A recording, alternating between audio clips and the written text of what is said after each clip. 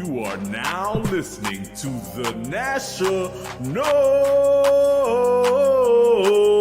Show with Gangsterville and McGee.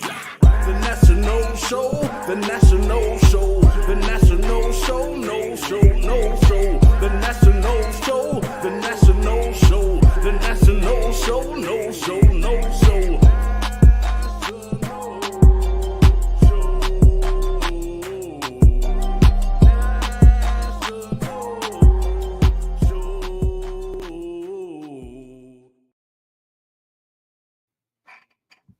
All right, No Nation. This is the National Show with Gangsta Vizil and McGee.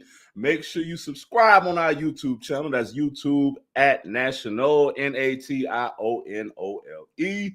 Also on IGX and all the other links. You can find us on Linktree /National Show, NATIONOLESHOW. And then we have national.com, NATIONOLE.com. Come to us direct source. Tell a friend to tell a friend. Make sure you like, share, and spread the love of FSU, baby. Yo, speaking of love, quick love, shout out our homie Alabama Black. Hooking a brother up, keeping me looking good. Oh, nice. Unbarred Souls on Unbarred Souls on Instagram. Holler at him. I'm sure he's on other platforms too. But I like the pictures. I'm a visual guy. You know what I mean? I like pictures. Yeah. So, yeah, man. It was. He hooked it up. Just got here the other day. Nice. Shout out to the homie. Nice. Word. Yeah. BLAKK. That third one couldn't catch Alabama him. Black. Right. That's our family, man. That's our family. That's a homie. We're going to talk about the offense. Last week, we talked about the defense. Florida State's defense going into the season. We are very close to playing football next weekend. Boy. And today, we're going to talk about the offense. First, though, of course, we'll do just a real quick pro-no report like we do. Our boy, Big Dumper, Cal Raleigh, is continuing to lead the league in home runs. His the Dumper Watch, the Big Dumper Watch is up to 47. Our squad, Connecticut Sun, they are at the bottom of the standings in the WNBA, 7-27. No. Worst record in WNBA with 10 games remaining. All bad there is. It is an interesting way how they do draft order for next season. What they do is they take this year's standings and just flip it. But the last four teams do they combine, or the worst four teams, they actually combine their last two seasons and do a little organization like that. And unfortunately, the Sun are coming off a 28-win season before, so they need, in a weird way, they need to win. They need to lose the last 10 games of their season to get the first pick or whatever. I mean, it's going to be crazy. Long story short, we'll see what happens with Renika Hodges and the rest of the coaching staff. If they're good, we stay on the bandwagon. If she's gone, we're riding with her, man. That's our, that's who we're with. We're nothing if we're not loyal. That's for sure. In the golf, Brooks Koepka, really bad end to the season, man. Really bad end to the season for him over in Live Golf. He last tournament, in the individual championship, he took 50th out of 52. He ended 31st out of 54, I think. 31st on the season, really bad. His team, Smash Golf Club, they are in the team championships, which starts literally in about an hour. It starts today. So we'll see what happens if his team can still pull off the Live League. Daniel Berger did not continue on to Eastlake. He had a very good season, though. So that's what I did. Oh, and NWSL. It's the beginning of the second half of the season, the NWSL. Orlando Pride are in second place third place right now in the standings. They got a pair of Knowles on their team, and also the Portland Thorns are in fifth. You know, they got a pretty nasty Nolan and Castellano. But wait, that's our quarterback. It's not Castellano. It's easy to mess up the Italian names for me. I've always been bad, man. I've always been bad at them. No, I was talking about. It's actually similar. It's Castellanos, so whatever. I mean, it's really close. But she's nasty, you know. Unfortunately, they are looking way up at the Washington Spirit, who are leading that NWSL with no Knowles on their roster. And they're kind of late in the season. But we'll check in again in a few weeks as they start winding up the regular season. And that is your Pro No Report. What day is it? Thursday, August 21st, 2005, presented by National.com. Yeah, boy. All right, brother. Thinking about it. It's been in our texts, in our regular conversations. We've been talking about it on the pod or on the show. What's going on now? What are you thinking, feeling? What are you excited about? What are you scared of? What's different from last year besides everything? Everything is different, which is a hell of a plus for us, man. The way our offense performed last year was just not to expectations. I'm more confident in our offense than our defense, which I haven't said in forever when it comes to Florida State football. But I say that because of all of the new pieces that we have. Gus Malzahn is a big chip of that. He has been known to, just offense. He will always have that offense buzzing. I have never in my lifetime seen him have an inept offense. On top of that, I've seen him produce more with less on offense. This is not like one of those Jimbo Fisher offense where it's stars across the board. You give Gus a nice running quarterback, a decent running back, and a good offensive line, and he's going to bust it wide open every time. So I'm good at that. And then that brings me to talk about our offense. I love our running back room. I'm going to put that number one. Our running back room right now, we got the freshman from last year, Cam Davis. Is a slew of other people we got coming in, man. Another true freshman that we got coming in. I can't even pronounce his name. I'm going to slaughter it a little bit, but it's like Osman Kroma. I think you're really close. I don't think you nailed it. I really close. Yeah, I don't think I nailed it either. But I want to give Rookie I've been loving everything I've been reading about this kid. Someone talked to him that was like, well, how do you feel about getting play time or where you at? He's like, man, I'm just here to do the basics. I'm just here to block somebody. His first time on pads or what I think the first play they ran, they said he just smashed someone on a blocking play on a pass play or whatever. And they said he got the whole practice lit. And that's the stuff that I like to hear. It's the small things, man. Fuck the touchdowns and interceptions and shit. Show me the little small blocks that you're doing to give that quarterback that extra time or whatever. We got Gavin Sawchuk, Roydell Williams, and Jalen Lucas. All of those are transfers, I want to say, but all of them are key pivotal people that have had impact in the teams that they came from before. Our receiving group is way better than the ones that we brought in last year. We got people that have actually put in work. Deuce Robinson, he's a scare. Elijah Moore is good. We got a good freshman coming in that's on a bunch of people's top 25 impactful freshman wide receivers coming in or whatever. All of the offensive line has been revamped. We got new coaches, got rid of our offensive line coach, got rid of our receiving coach, which I'm gonna say that kind of hurt me.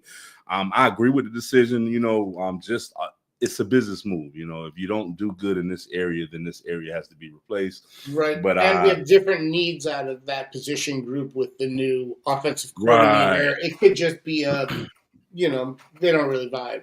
doesn't sink. Well, no, he was fired. They was fired before we hired Gus Hall. Gus, remember that was in the season, bro. Yeah. But I say that to say that I still got nothing but love for Ron Dugans, man. Ron Dugans is one of those few people that will be in my personal Florida State Ring of Honor, man. I'll never forget those years of Peter Ward, Lavernius Coles, and then that other receiver that comes out of nowhere and catches the ball every damn time when you need him to. Ron Dugans, man. So shout out to you. I appreciate everything that you offered the program and done for us. Over and over, I wish you nothing but the best of luck in whatever school you're at now, whatever you endeavors of the future. Where did he end up? I don't know. I gotta look that up. Go ahead. Yeah, check it out real quick. Yeah, and then but overall, man, our offense, and then the last thing I want to talk about, well, the last two things, offensive line, we're looking better. We've gotten rid of a bunch of people, brought in a bunch of people. Quarterback position, way better than last year, man. And that's no slight to DJU, but just we have a quarterback that has had more consistency in his time in the NCAA coming to Florida State than DJU did coming to us or whatever. And on top of that, he has that dynamic factor to him, to this speed. We got like a little mini Vic back there, man. So, and it fits the offense to a T. So, you know, all of that's looking good, man. So overall, man, I'm very excited about what our offense can bring. Once we play Alabama, that'll tell us everything we need to know about it. So we will see early, man. And then bigger than that, bigger than the personnel, I love the energy that's being brought. A lot of it from Castellanos, our quarterback, the comments that he's made, how active you're seeing him with his teammates and stuff or whatever. This is stuff, and not the slight DJU last year or whatever, you know, but this is stuff I didn't see from him. I saw it from Cam in Miami where he was rallying the troops. This is my guys. We're in this. We're together. We're going to do this or whatever. I didn't see that. And I'm not even going to say DJ. I didn't see that from none of our quarterbacks last year or whatever. Right.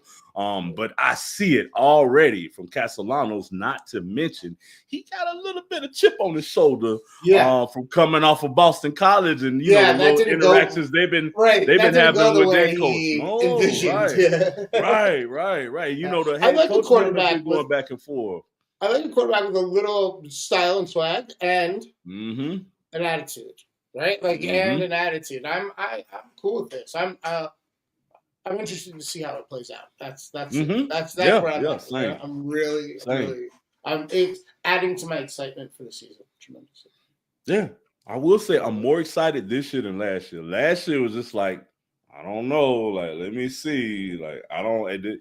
Remember last year, and then one thing I kept saying, I got to see how a quarterback play because I didn't have too much faith in DJU before he put on a nose outfit or whatever. Yeah, and not to say that all of it was his fault or whatever. I just didn't feel like he was the quarterback to take the mountain on his shoulders and uplift everybody or whatever. I can see that in Castellanos. Not that I'm incredibly confident in Castellanos, but I do have a little bit of a adult in the room kind of feeling here where I never really had that feeling with DJU. So let's see how it goes, you know, let's see how it plays out. And that's the position group that it kind of all, you know, it's a ripple effect. If that position group, if we do well at quarterback, everything else is gonna, everything else is gonna be great. Fine. It's gonna be great. You know, we'll be great.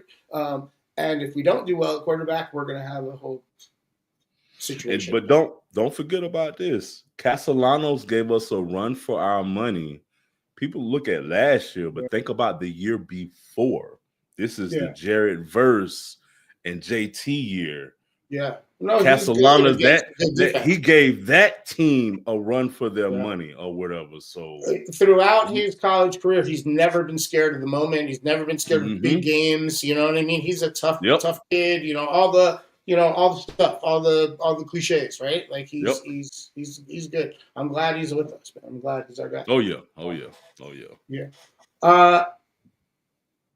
Ron Dugans, not coaching this season. Not sure what he's up to, but if he wants to get into streaming and podcasting, I know a company that has a big chunk of equity like set aside, waiting for the right strategic partner, and we have big plans. There's a milestone. There's a chart. There's big plans here. So think about it. Think about it. If you know Ron Dugans, get this to him. Let him know. He should holler at us. We could. Yeah, we got a vision. We got something going. Everything's new. Everything's new. It's for the best. It's for the best. I mean, we see eye to eye on that. But there's only one thing that held over really from last year, and that's the head coach. And if this doesn't go well, he's not going to be around. It's that simple. This has to work because. And then what do? You either just promote Malzahn, so you have some sort of consistency on this team, or the defensive, coordinator. Same thing. Same. Yeah. I think so too. Right, but maybe that guy deserves the bump too. And it depends why, like how bad this year goes. Right, like you never know. Right, it might be one or the other. It might not. They might not both stick around. Might also have to leave. But it's interesting. It's he's the one that's still there. So if it's still bad, we know the common denominator.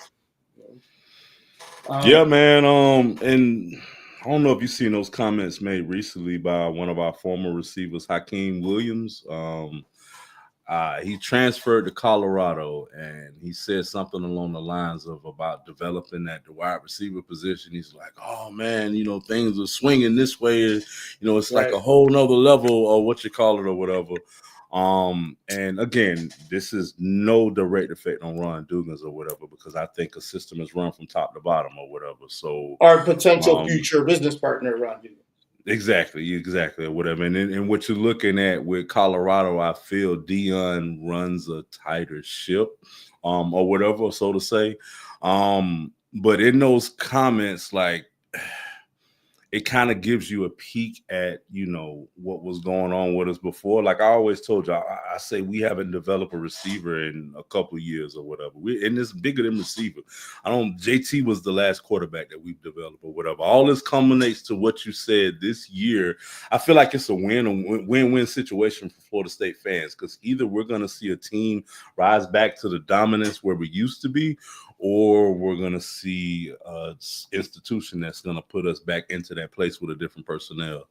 And like you said, everyone's been changed out. Everything's been done. It's only one other room to clean, and then the whole house will be brand new.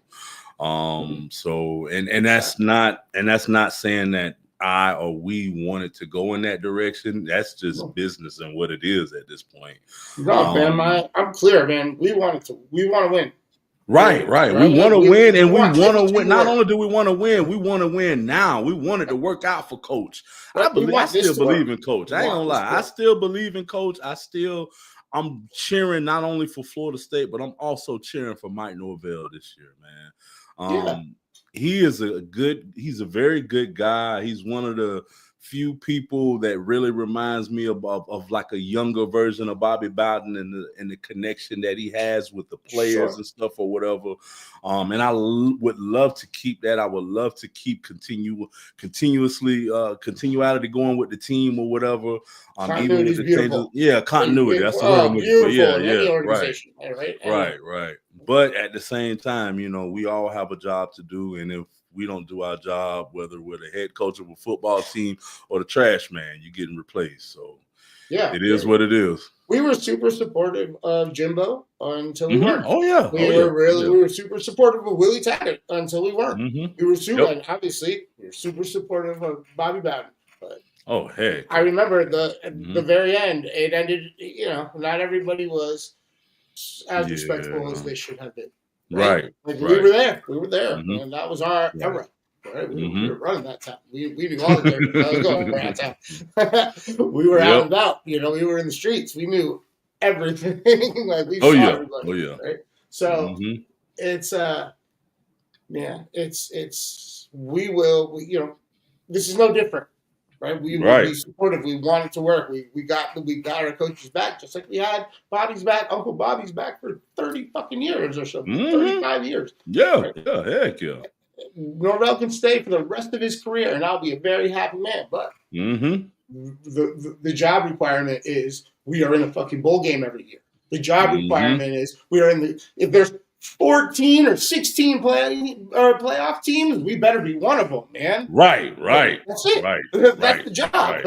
And if you're not doing the job, like you're not doing the job. So it's I'm sure he feels it, whether I don't know if he openly talks about it or not, but I'm sure he feels it. It's now or never.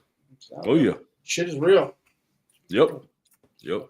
I'm excited, dude. I'm like every day I can the vibrations, like the shaking, is like a little bit more pronounced. Like the buzz, a little bit more. But yeah, man. Can't wait till it starts. It's right around the corner, man. And unlike and the opposite of that, like last year, it was like, oh, I got to see my quarterback to see what he's got. Now I just want to see him. I want to see the dynamicness of it. I want to see him, make a mistake and bounce back. I want to see those big plays and everything that I know he can do. I want to see him do it. Well, between him and the play calling, like he really is kind of the right build, the right style of quarterback for Malzahn. So it makes sense that they're linking back even up, even without Malzahn, he's just like a mini JT or whatever. Sure, you know what I'm saying? If you think about it. But I think between him and the play calling, you can't like separate those. In conjunction with what you mentioned, a very serious running back room.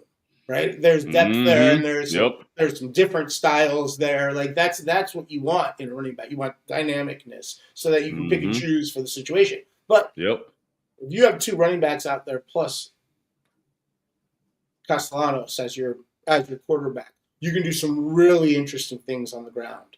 And presumably, when you do go to the wide receivers, they should be in one-on-one every opportunity. So I'm not saying it's going to work, right? I'm just saying I see the goal here. Like I see that this makes sense, and so I like that. Like that, that feels good. There's a comfort to that. Man, last year I was being a little shook, but like there's a comfort to that. This really does make sense. So. Yeah, I also feel more confident in the players that we're bringing over this year from the transfer portal. Last year, it was just, we got these recruits from Alabama and, LSU, but they weren't really productive at Alabama or whatever school they came from. It was just size and athleticism that we were getting at. Oh, he's 6'7", he's 6'6", he's 6'5". That's all it was. Now we're getting people who were dynamic where they came from. They have, big plays and have proven that they can do it on the field. Only issue I want to say with Squirrel has been injuries or whatever, which I, take that or whatever. But at the end of the day, these are a bunch of players that we're bringing in, even our running backs that have had, game time experience, big game time experience. So it's not just we're not just fishing in the barrel for the Jared Verses like we were. I felt like we were doing that last year. Like, let's find this kid that's gonna make it big here. But it was it's like you're buying too many lottery tickets at this point or whatever. I think we're learning. We're learning how to use the portal. Right, like 2-3 years ago, we did it really well, and we might have got a little cocky and like, we're great at identifying this and throwing back to the right people, and it backfired last year, and now we've seen how the mistakes, how we can do it poorly, and we're just learning as an organization, or at least. My glass is half full, and I'm going to look at it like that, right? Like I'm going to look at last year. It was a learning experience all around, including team building and attacking the portal and how to do it. And so hopefully they learned from that, and they took that into account as far as who they were offering and who they were encouraging to come over. Yep. And then in their defense, every year with the portal has been different, man. You just can't compare year to year. Right. The Different year batch of guys, different NIL deals, NIL rules, regulations, and stuff. Next year is going to be different than this year because the NIL is being paid directly from the schools, and there's no limit on scholarships or whatever. So, and also one of our two big NIL organizations, had a little chaos in it. So like there is, it's you're right. Every year is a little different. Every year is going to be a little different. It's going to come down to context, right? Like it's going to come down to situation. We just got to make good decisions, and hopefully this offseason we did as a team. Yep. Even last year we had teams getting added to the conference. So think about the year before in preparation, you got, SMU taking a bunch of those scouts that maybe would have went here, maybe would have went to another school or whatever. But it's, we're going to the ACC. You're going to be on TV and we can get you paid. It's a no-brainer or whatever. So, yeah, it's just the atmosphere is having to adjust to it every year or whatever, man. Hats out to all college football head coaches. They got to be some of the hardest working people in America. Tough job, baby. I've never asked for that one. Never asked for that game. Right. Speaking of teams that transferred or that joined the conference last year, one of them's playing this weekend. What? Stanford has a game this weekend. Don't forget, vaunted member of the ACC conference, Stanford University from Palo Alto, California, in the Atlantic Coastal Conference. They have a game. They are going to Hawaii this weekend. Okay. It's a long flight even from. They just. You know who their coach is this year, right? No, but isn't Andrew Luck in the Andrew Luck is the GM, right? Yeah. Andrew Luck is the GM. They fired their head coach for story came out that he was sort of a bully towards a lot of people that work there, right? And so he got fired late in the off or early in the off season. I guess I don't know how you would phrase that, but it was like March. It was like late in the coaching search, and then it was all of a sudden. And so Andrew Luck hollered at his homie, Frank Reich from Indianapolis, and also he won with the Eagles, right? And he brought him in. I'm assuming it's like 1 or 2 years to kind of get the team, right? Like attitudes and everything correct and sort of whip everybody into shape and set it up for whoever's going to be the next head coach. But yeah, his guy until he finds this guy. His guy until he finds his guy, and that's a really important person to have. You know what I mean? It's really important to have. I like Frank Reich. I like Frank Reich. I like him. He's old school. He focuses on tight ends, offensive line, the trenches, stuff like that. I love that. I love that. Was that the year homie got hurt and they won with Nick Folk? Folk, right? Yep. Yep. That's right. That's a big year, man. That's a big stuff. Yeah. Oh yeah. So you never know. Maybe Stanford has a better year. I mean, apparently that happened so late.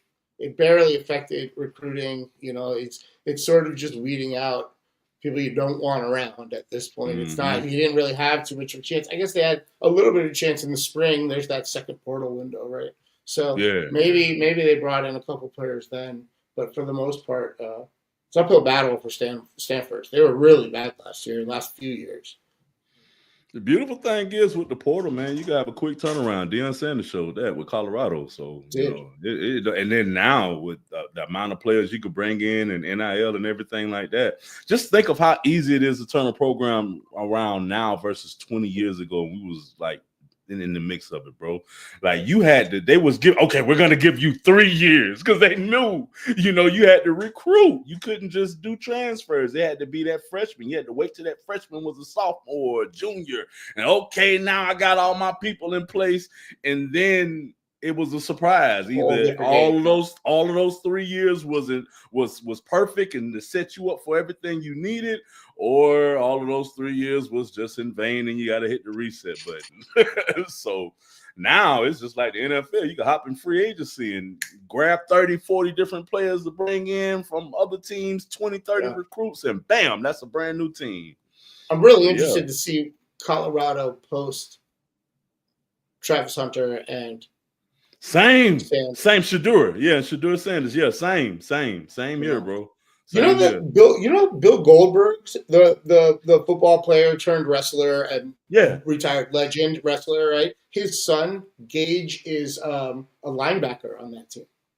No, I didn't know that. Apparently, he was there last year as a freshman, and he was around all the, the celebrity chaos and everything. And apparently, he's bulked up, and he's going to be a big part of the defense. I don't know if he's going to be starting or what, but he's going to be getting run this year. that's kind of interesting. I just know Warren. There's a bunch of Warren Sapp clips from practice and stuff or whatever. Every time I see him talk, mind you, that's my favorite NFL player of all time. I used to model my gameplay after him. But to see his excitement with talking about coaching out there and stuff or whatever, all the lines and stuff he says, man, every time I see him, I'm ready to put on the helmet and hit somebody. every time. Yeah, so like you said, I'm excited to see. I know they got another quarterback stepping into play. Yeah, the next chapter or whatever. I got faith in Coach, man, and this will only propel him that much higher if he's able to produce for sure. Minus Shedeur, minus Shiloh, minus Travis Hunter, and still is able to go out there and knock heads. Yeah, it's a wrap. He ain't going nowhere. Interesting. Not to mention after the health concerns and stuff that he's had over this offseason as well, man. Yeah. That came out of nowhere, bro. Yeah, we said nothing but positive thoughts that way. Right. We love that market. Right. Period. Mm-hmm. Oh yeah. There's a couple other games this weekend too. I think there's 5 games of note on Saturday. Sam Houston is playing Western Kentucky. I guess that isn't really of that much note. Fresno State is playing Kansas. Kansas in the news lately. Huge financial donation from a new booster. I mean, just enormous. So. Wow. Yeah. Big news circulating the Kansas athletic space and world. Idaho State is playing UNLV, and Iowa State and Kansas State. That's the game of most, interest. That those two teams might actually be something this season, right? They might be. Mm-hmm. They both might be in the mix. That game is okay. Yeah, Kansas State is 3.5 point. Or three. Most places have it at 3. Some one place has it at 3.5. Most places have it at 3. But Kansas State is the favorite. They are playing in a place we know, Dublin, Ireland. That is what is going on there. I don't see me gambling on anything this weekend. I need one more weekend. It's been. I've really enjoyed this little break since NBA, where I've just. A little golf action here and there, but for the most part, the grind of paying attention to spreads and trying to get info and stuff, I've enjoyed not being so deep into it. But it's time to turn it up, man. College football starts in earnest next week. Florida State starts next week.